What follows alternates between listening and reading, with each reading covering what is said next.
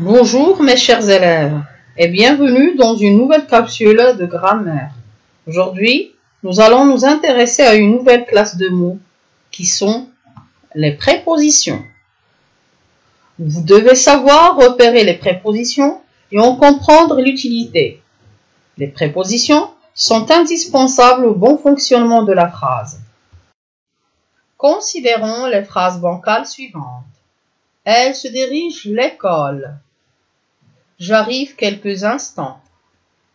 C'est le livre, mon frère. Ces phrases semblent bizarres, n'est-ce pas? Je dirais même agrammaticales. Nous remarquons que certains éléments sont absents, des éléments qui pourraient réunir les différentes parties de la phrase. Et si nous ajoutons dans la première phrase le mot vers? Là, tout devient clair. Elle se dirige vers l'école. Le mot vers nous aide à établir un rapport entre le verbe se dirige et l'école qui est groupe nominal. Se dirige est le mot complété et l'école est le groupe nominal complément. Vers est le mot qui relie le groupe de mots complément l'école au mot complété se dirige. Voyons maintenant la phrase suivante et ajoutons-y le mot dans. J'arrive dans quelques instants. Arrive est le verbe, c'est le mot complété. Quelques instants est le groupe nominal complément. Dans est le mot qui relie le complément quelques instants au mot complété arrive. Dernier exemple. C'est le livre, mon frère. Il nous manque le mot de, qui établit une relation de possession entre le livre et mon frère. Livre est le mot qu'on a complété par le groupe de mots mon frère. De est le mot qui relie le complété livre au complément mon frère. Les mots vers, dont, de sont des prépositions. Donnons d'autres exemples de prépositions. Par, pour, en dépit de, sans, jusqu'à, par-dessus, chez, avant, etc. D'après les exemples précédents, on peut maintenant définir la préposition. La préposition est un mot invariable qui relie un mot ou un groupe de mots compléments au mot ou au groupe de mots complétés. Une préposition peut être formée d'un seul mot. C'est ce qu'on appelle une préposition simple. Exemple, après, par, avec, chez, sous, etc. Ou de plusieurs mots, c'est-à-dire une préposition complexe, appelée aussi locution prépositive. Exemple, d'après, à cause de, en dépit de, et la liste est longue. À quoi sert une préposition? Il est intéressant de noter que les prépositions ne peuvent pas être employées toutes seules. Elles ont toujours un complément à côté. Par exemple, la question suivante. Qui parles-tu à? N'est pas juste en français. On ne peut pas placer une préposition à la fin d'une phrase. Il faut avoir un complément après la préposition. La préposition précède donc le complément. Ainsi, la question est la suivante. À qui parles-tu? Dans ce cas, la préposition a précédé le complément qui. Un complément peut être donc introduit par une préposition. Dans cette partie, on va identifier la fonction des mots ou groupe de mots introduits par la préposition, c'est-à-dire la fonction des mots placés après la préposition. Prenons le premier exemple. Les enfants de la rue. Le nom enfant est relié au groupe de mots la rue par la préposition de. Quelle est donc la fonction du groupe de mots de la rue? De quels enfants on parle? On parle de ceux de la rue. Le groupe de mots de la rue complète le nom enfant. C'est donc un complément du nom. Deuxième exemple. Cela demande de la patience. De est la préposition. On cherche maintenant la fonction du groupe de mots introduit par cette préposition. La patience est un groupe de mots qui se joint au verbe par le biais de la préposition de pour en compléter le sens. Donc, de la patience est un complément d'objet. Dernier exemple. Tu restes dans ta chambre. On pose la question suivante. Tu restes où? Où est un adverbe interrogatif, indiquant ici le lieu. Tu restes où? Tu restes dans ta chambre.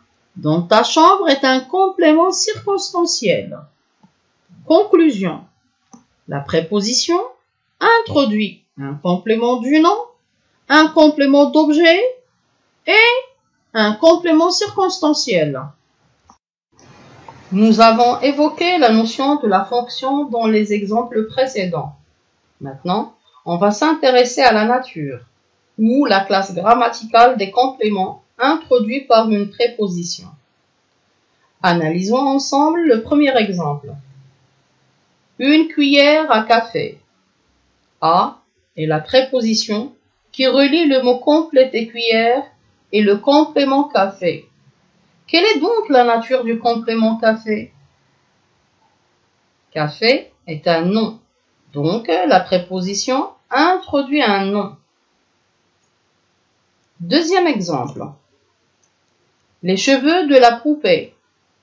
Ici, la poupée est complément du nom cheveux, précédé par la préposition de. Il se compose d'un déterminant plus un nom.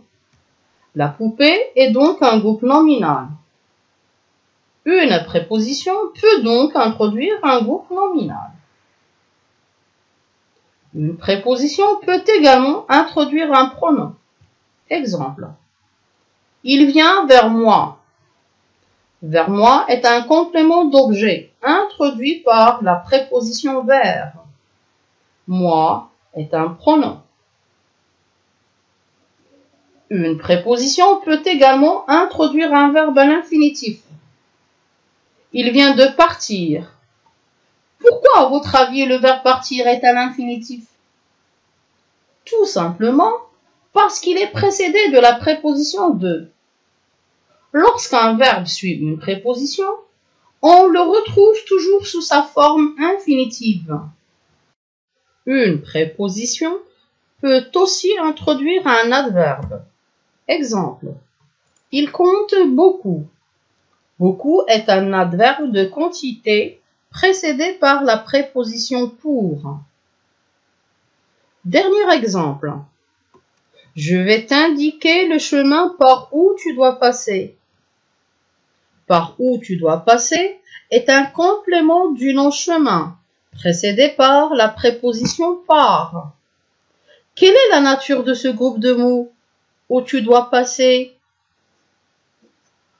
Ce groupe de mots est un morceau de phrase qui contient un verbe conjugué, doit, et il est introduit par le pronom relatif ou, donc où tu dois passer est une proposition subordonnée relative. Pour conclure, une préposition peut précéder un nom, un groupe nominal, un pronom, un verbe à l'infinitif, un adverbe ou une proposition subordonnée relative. Dans la partie suivante de la leçon, nous allons élucider deux points importants auxquels vous devez prêter attention. Le premier concerne les articles définis contractés.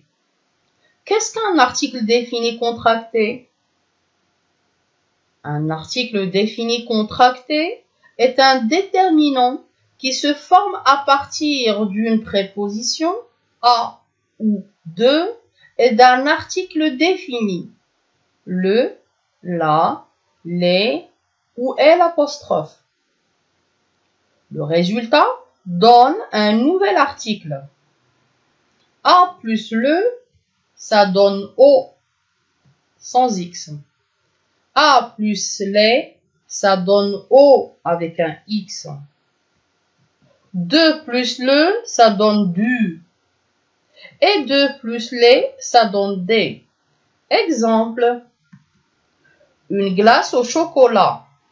O s'écrit sans X parce qu'il s'accorde avec le nom masculin singulier chocolat. Fais attention au chat. Ici, O prend un X la marque du pluriel. Il s'accorde avec le mot chat. Je reviens du cinéma. Du, c'est pour le masculin singulier. Le dernier exemple, c'est la table des enfants. Ici, D est au masculin pluriel car il s'accorde avec le mot enfant. Passons maintenant au deuxième point.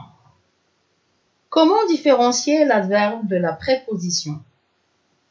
Un même mot peut être un adverbe ou une préposition selon son utilisation dans la phrase.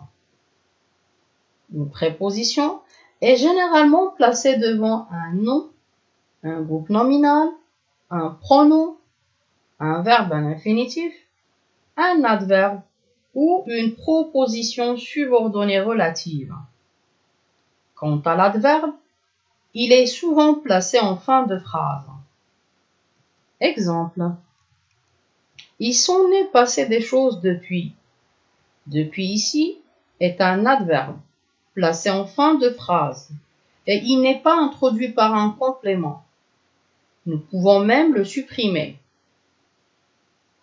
Deuxième exemple. Il pleut depuis des jours.